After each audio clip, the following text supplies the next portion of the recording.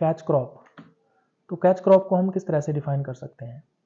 तो ये एक ऐसी क्रॉप होती है जो दो मेन क्रॉप्स के बीच का जो टाइम पीरियड होता है उस टाइम पीरियड के दौरान ग्रो करवाई जाती है, तो इसको हम कैच क्रॉप बोलते हैं। मेनली ये किसको कैच करती है? एक्चुअल में ये कैच करती है न्यूट्रिएंट्स को और अवेलेबल करवाती है नेक्स्ट क्रॉप के लिए। उदाहरण एग्जाम्पल की बात करें अगर अपने, तो यहाँ पे क्लोवर जो है या रेडिश है या फेसेलिया है, इन क्रॉप्स को हम कैच क्रॉप की तरह ग्रो करवा सकते हैं। एग्जाम्पल के लिए ऑटम सीजन में हमने फेसेलिया को कैच क्रॉप की तरह ग्रो करवाया है, तो इसने जो न्यूट्रिएंट्स थे सॉइल के अंदर उनको कैच कर लिया है ताकि जो न्यूट्रिएंट्स हैं वो लीचिंग के द्वारा नीचे ना चले जाएं।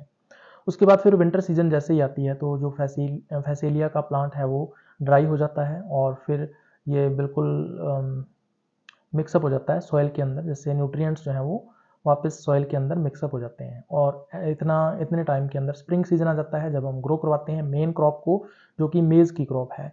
तो मेज़ क्रॉप जैसे ही ग्रो करती है तो सॉइल के अंदर जो भी न्यूट्रिएंट्स होते हैं, phosphorus, sulphur, potash, nitrogen, calcium वगैरह, वो इन मेज़ क्रॉप की रूट्स के द्वारा ऑब्टेन कर लिया जाता है। तो इस तरह से स्प्रिंग सीजन के बाद जो मेज़ की क्रॉप है वो पूरी तरह से फ्लरिश करती है। अब एक कैच क्रॉप के अंदर क्या क्या कैरेक्टरिस्टिक्स होते हैं? सबसे पहली बात तो ये शॉर्ट ड्यूरेशन वाली होती है। इसका मतलब बहुत ही कम टाइम के अंदर, लगभग 1 मंथ या 2 मंथ या मैक्सिमम 3 मंथ के अंदर ये क्रॉप जो है वो अपना लाइफ साइकिल कंप्लीट कर लेती है। दूसरा, रैपिड ग्रोथ। इसकी जो ग्रोथ रेट है या वेजिटेटिव ग्रोथ रेट है वो बहुत फास्ट होती है, जिससे ये जो सॉइल है उसके अंदर न्यूट्रिएंट्स जो हैं उनको अच्छी तरह से ऑब्टेन कर सकते हैं। तीसरा है न्यूट्रिएंट्स क्वेंजिंग। जो न्यूट्रिएंट्स हैं सॉइल के अंदर, उन न्यूट्रिएंट्स को ये जो कैच क्रॉप है वो आसानी से ऑब्टेन करने वाली होनी चाहिए। इसके अलावा वीड सप्रेशन। जब कैच क्रॉप ग्रो करती है तो वीड के जो सीड्स हैं वो ग्रो नहीं कर पाते हैं या उनको न्यूट्रिशन बहुत ही कम मिलता है, जिससे वीड का सप्रेशन हो जाता है। तो ये 4 मेन कैरेक्टर्स हैं जो कि कैच क्रॉप के अंदर होने चाहिए।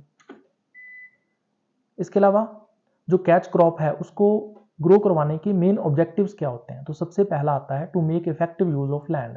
जो हमारे पास फील्ड है या लैंड है उसका हमें इफेक्टिव यूज़ करना है। मतलब ये है कि हम 12 मंथ के अंदर पूरी की पूरी जो मैक्सिमम क्रॉप्स हम लोग ले सकते हैं उस लैंड से या फील्ड से, वो हम ले सकते हैं कैच क्रॉप की हेल्प से। दूसरा, ऑप्टिमाइज सॉइल फर्टिलिटी। अब सॉइल फर्टिलिटी को इंक्रीज करने का काम जो है वो कैच क्रॉप का होता है, क्योंकि जो न्यूट्रिएंट्स हैं उनको लीचिंग के द्वारा नीचे नहीं जाने देती हैं कैच क्रॉप्स। इसको सॉइल की जो टॉप लेयर होती है, फर्टाइल लेयर होती है, उसी में ही कैच करके रखती हैं। तीसरा है प्रिवेंट सॉइल इरोजन। अब सॉइल इरोजन किस वजह से होता है? जब जो लैंड है वो बिना वेजिटेशन के होता है तब सॉइल इरोजन होता है। जब हम कैच क्रॉप ग्रो करवाएंगे खाली फील्ड के ऊपर, तब ये इसकी जो रूट्स होती हैं कैच क्रॉप्स की, वो सॉइल पार्टिकल्स को बाइंड करके रखती हैं, जिससे सॉइल का इरोजन नहीं होता है।